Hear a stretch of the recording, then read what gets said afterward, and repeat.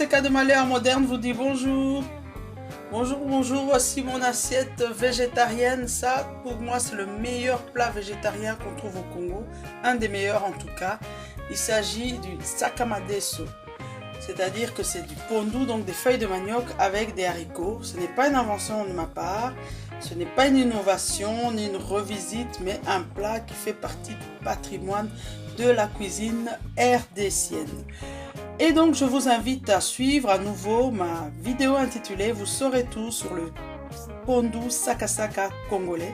Et dans cette vidéo je parle des différentes recettes du Congo, en tout cas une bonne partie. Et le sakamadeso fait partie de notre patrimoine national, vraiment un des meilleurs plats végétariens. Je salue en passant Eva Lavala, Mwana Matadi Tango, originaire de Matadi, qui m'a un jour expliqué comment se faisait le sakamadeso là-bas à Matadi. Et donc la vraie méthode, c'est qu'on ne cuit pas les haricots à gauche et le pondu à droite et après on mélange le tout.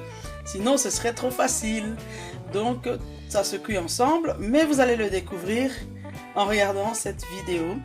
Tout de suite, nous allons vous montrer les ingrédients qui seront nécessaires à la réalisation de ce sakamadeso que certains appellent tchaka.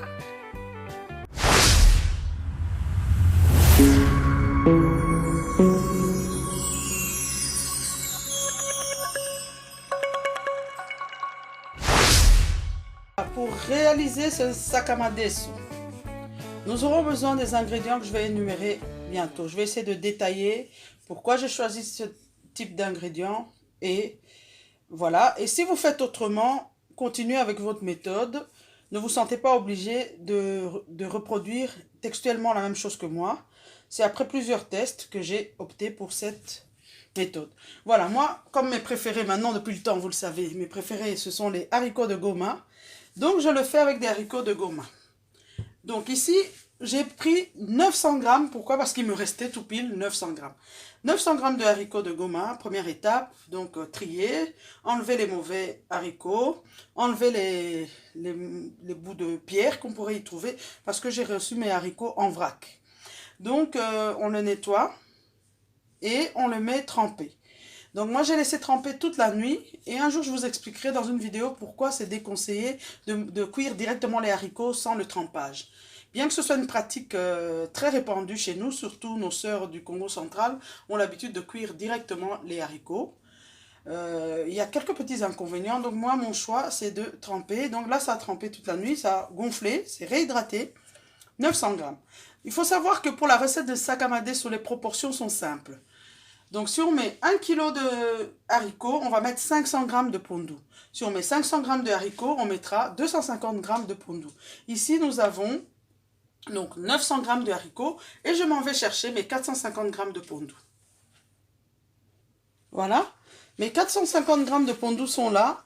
Pour cette recette, le pondu doit être décongelé. Ou alors, ça doit être un pondu qu'on a pilé récemment. Bon, cette version du sakamadeso s'adresse plus aux frères et sœurs qui se trouvent dans la diaspora, parce que nous on a nos pondu bien souvent déjà congelés, on a des produits un peu difficiles à trouver. Si vous êtes au pays, vous faites la bonne méthode ancestrale, donc vous allez piler votre pondu, il sera bien frais, que vous allez le rajouter ensuite avec le madeso. Voilà, donc on a 900 g de haricots, 450 g de pondu. Alors on aura besoin également de 3 gousses d'ail concassées comme ceci. On aura besoin d'à peu près 300 g de poireaux émincés. 200 g plutôt, c'est 200 g. Ici, on a besoin de 2 jeunes oignons, ndembi, oignons nouveaux. Il y en a certains qui ne mettent pas, mais moi je mets. Et ici, 2 bons gros oignons. Il faut les couper grossièrement comme ceci. Surtout pas des trucs très fins, parce que la particularité de cette recette, c'est justement ce petit flambage avec les oignons. On aura besoin d'une huile de palme de qualité irréprochable. Ici, j'ai choisi cette huile Amaris achetée au magasin Toukin. Je vous ai déjà parlé de cette huile, mais j'en ai une autre Congo bio végétale qui est très bonne aussi. Et donc, moi, j'ai décidé de mettre du sel au céleri, un peu de sel et de l'ail en poudre. Tout de suite, je vous montre la suite des événements. Voilà, depuis le temps que vous regardez mes vidéos, vous devez savoir que maintenant j'ai fait le choix de cuire mes haricots dans la mijoteuse et non pas dans une cocotte minute, parce que je préfère la cuisson lente qui apporte des arômes et vraiment des goûts incomparables. Donc je vais mettre à la mijoteuse. Une mijoteuse, c'est une cuisson lente, donc vous devez faire ça quand vous avez votre temps. Le sakamade, ce n'est pas une recette express, donc c'est une recette qu'on fait avec son cœur. On prend tout son temps. Vous pouvez très tôt matin déjà lancer vos haricots si vous comptez le manger le jour même. Donc pour la mijoteuse, ça c'est le pot en céramique qui se met dans la mijoteuse. Donc je mets mes haricots, voilà. Ensuite je vais mettre de quoi donner un goût salé. C'est de la cuisine sans cube bouillon aujourd'hui. Donc les cubes bouillons chimiques qui contiennent vraiment surtout glutamate et autres produits excitent. En 2020, on a dit qu'on va se libérer de cela.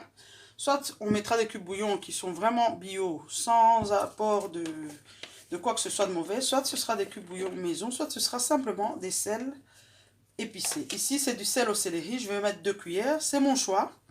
J'aime le sel au céleri avec les haricots et avec certaines recettes. Je trouve que ça apporte un plus. Voilà, donc c'est mon choix.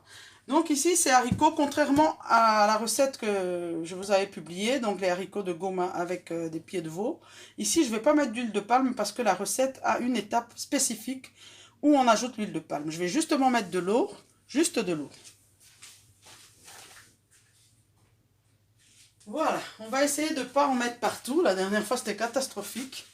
Voilà. Il faut savoir que la mijoteuse, c'est rare de réussir à faire évaporer le liquide. Donc, il faut être, comment dire, vigilant dans son dosage. Donc, ici, pour 900 grammes, c'est à peu près, ce pot contient 2 litres, mais je n'ai pas mis jusque tout en haut. On va dire, on est dans les 1800 millilitres par là. Voilà. Et donc, moi, quand je fais ce sakamadesu, je cuis le pondu ensuite dans le jus dans lequel avait cuit les haricots. Donc, je vais vous montrer. Si vous aimez les feuilles de laurier dans cette recette, vous pouvez en mettre à cette étape. Mais moi, je le fais presque nature à l'ancienne, pas de feuilles de laurier. Voilà, donc vous voyez, les haricots sont recouverts. Et là, on va lancer à la mijoteuse. Et la mijoteuse, c'est cuisson lente. Hein, donc, voilà. Quand les haricots seront cuits al dente, donc ils vont rester un peu fermes, on va stopper la cuisson et on va transvaser ces haricots dans la casserole finale qu'on utilisera pour notre recette. Voilà, à tout à l'heure.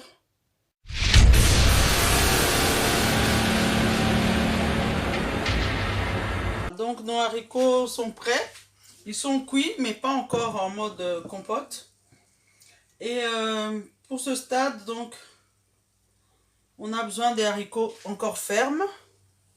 Donc ici, j'ai allumé, ça va se remettre à bouillir. Et maintenant, on passe à l'étape suivante. Donc, on va ajouter les prochains ingrédients, à savoir le pondu. Je vous montre d'abord les haricots. Hein. Vous voyez qu'ils sont bien fermes. Voilà, j'ai un petit peu de mon jus. Donc, je vais mettre le pondu. Donc, les 450 grammes de pondu.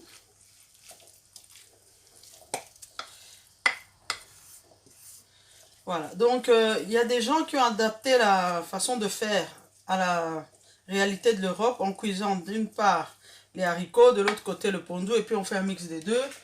Sans compter ceux qui mettent du poisson, ils font un vrai pondu puis ils mettent des haricots. Là, c'est pas la bonne recette, c'est autre chose. Donc ici, on essaye de faire la recette de sakamadesu original. Moi, je mets les jeunes oignons. Ensuite, je mets les poireaux. J'ai goûté tout à l'heure, pour moi le sel est bon à ce stade. Quand les deux vont cuire ensemble, on va vérifier s'il faut rectifier. J'ajoute le piment, ça c'est vraiment pour parfumer. J'aime bien parfumer au piment. Et l'ail. L'ail cassé. Habituellement dans des recettes telles que le pondu, je n'aime pas trop l'ail, mais ici je trouve que le sakamadesu a besoin d'être très parfumé. Étant un plat végétarien, il faut vraiment compenser. Et donc, pour l'eau, il faut au moins avoir 1 cm d'eau au-dessus de ce mélange. Donc, je vais mettre de l'eau.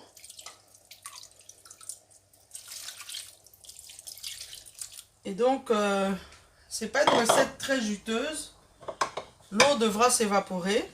Pour moi ici c'est bon. Je vais vous montrer. Je ne sais pas si vous pouvez visualiser donc. Une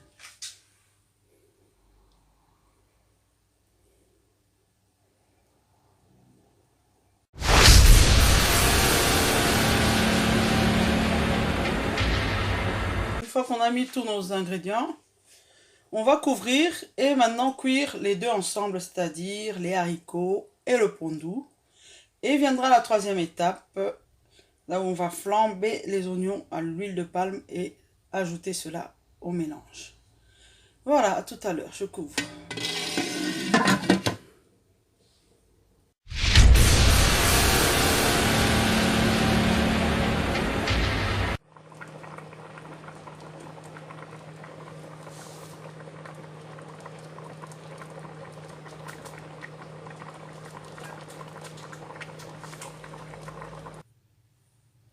Donc, vous avez vu, ça a bien progressé. Maintenant, c'est l'étape qui change tout dans l'affaire. Donc, c'est cette étape qui est primordiale. Donc, on va mettre de l'huile de palme.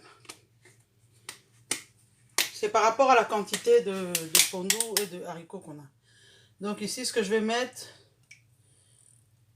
presque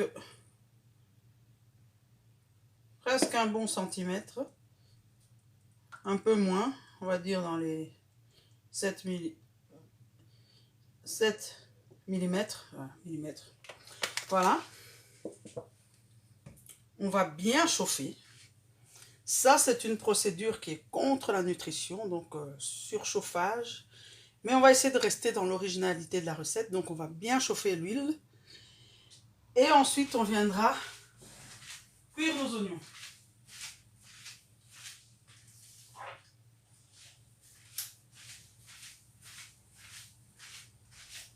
En Afrique, d'ailleurs, quand on fait cette opération, vraiment, l'huile est fumante. Hein. Ça fume. Soyez sûr d'avoir une huile de palme de qualité irréprochable. Si c'est une fausse huile, vous n'aurez pas le goût. Alors ici, c'est le moment du fameux tcha. Donc ça, c'est la vraie méthode à la congolaise. Tcha. Faut même faire attention de ne pas se brûler. Hein.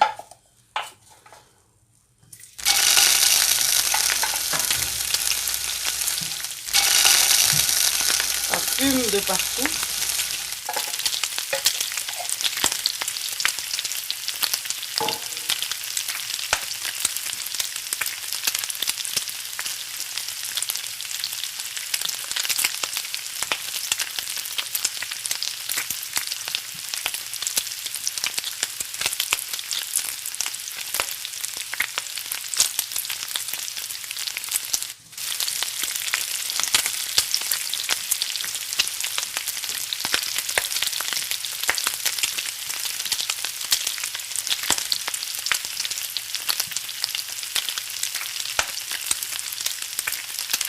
Il faut cuire correctement les oignons.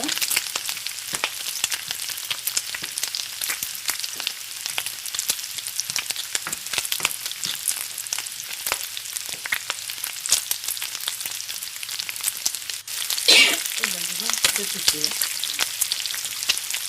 L'huile de palme, la véritable, quand elle est chaude, elle fait pousser. Donc c'est cette étape qui détermine la réussite de la recette.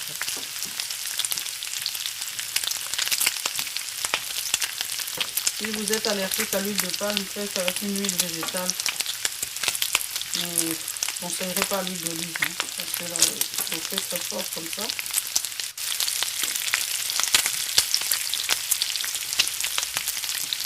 Mais il manquera un petit quelque chose, hein, c'est-à-dire le goût de l'huile de palme.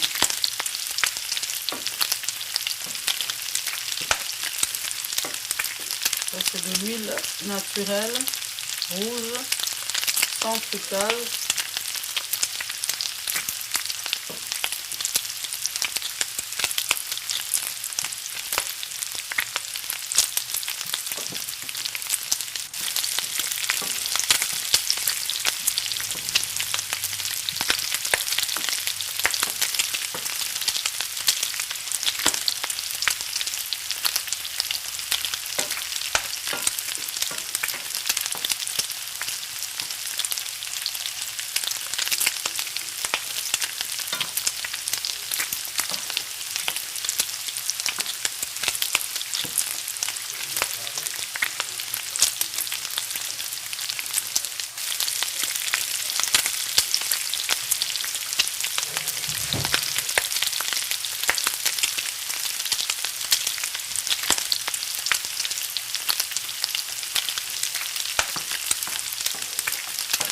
Donc les oignons doivent commencer à sécher un petit peu.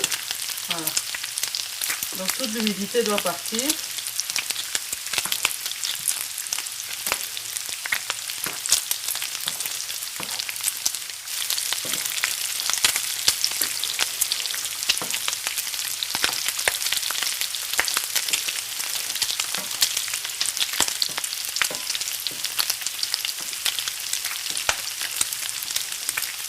Et c'est un peu comme si on allait flamber le pondu yamadesu. En lingala c'est pondu yamadesu. En Congo c'est sakamadesu. Donc on appelle ça souvent sakamadesu. Après enquête, on n'a pas trouvé une région qui traduit le sakasaka ou le sakipa chaka. Donc le sakamadesu, on ne sait pas d'où ça vient. Ce n'est pas une langue du Congo, ça doit être une fantaisie. Ou si vous avez l'information, vous savez dans quelle langue on appelle le pondu chaka, vous me mettez ça en commentaire. Parce qu'il y a beaucoup de gens qui écrivent chakamadesu. Je veux aussi apprendre et savoir d'où ça vient. Mais j'ai fait une enquête au Congo. Il n'y a pas une région où le pondu se dit chaka.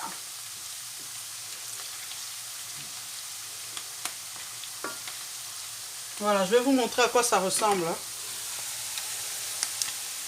Vous voyez? Donc les oignons doivent perdre leur humidité. Et donc là, on va passer à l'étape suivante. Voilà. Donc là, on passe à l'étape suivante, c'est-à-dire incorporer les oignons dans la grande marmite. Voilà, ça doit être bien chaud. J'espère que je vais réussir. Sans faire trop de dégâts, je vous montre. Voilà. Je mets ça comme ça. Et à ce stade, je ne vais rien toucher. Je vais laisser cuire à feu doux. Ne vous aventurez pas à prendre une casserole qui colle. Hein. Il vaut mieux prendre genre céramique ou au pire anti-adhésif. Mais surtout si vous êtes débutante, n'essayez même pas l'expérience. Voilà, je vous montre. Pour l'instant, je ne vais pas touiller. Je laisse ça mijoter gentiment. Et on va se revoir dès que le liquide aura diminué. Et que ce sera presque la fin de la cuisson. On se revoit. À toutes.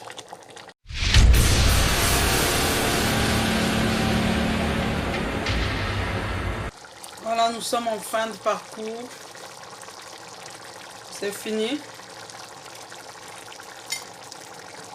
À ce moment-là, on peut touiller une bonne fois. Donc respectez bien les proportions que je vous ai données parce que sinon, ça va pas être le bon dosage.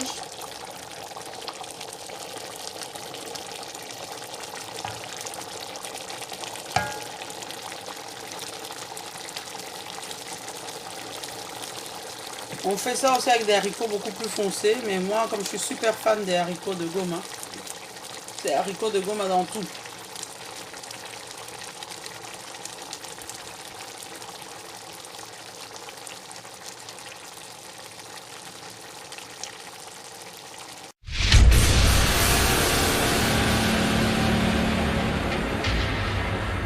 Voilà, c'est prêt. Je vous propose donc une assiette réaliste, comme à la maison. Le sakamadesu, il faut savoir qu'il se mange généralement avec du riz.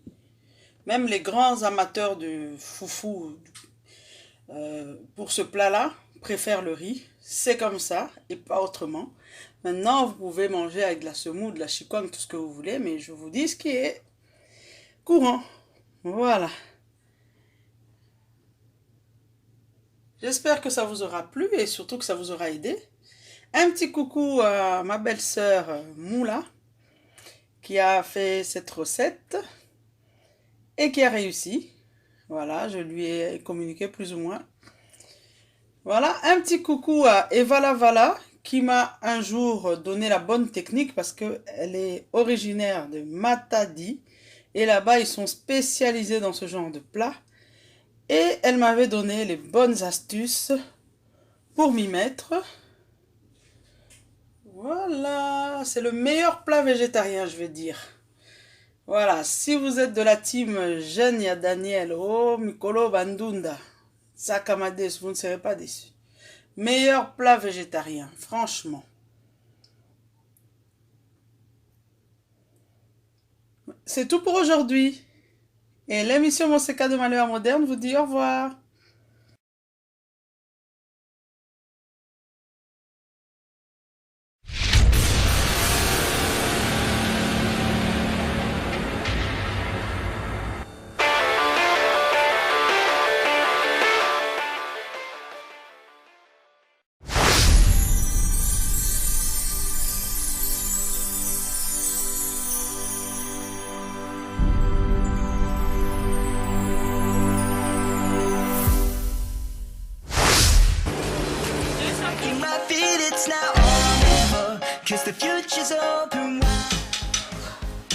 Très heureux de vous retrouver très nombreux, le fidèle qui prépare l'émission Monseka de Malewa Moderne.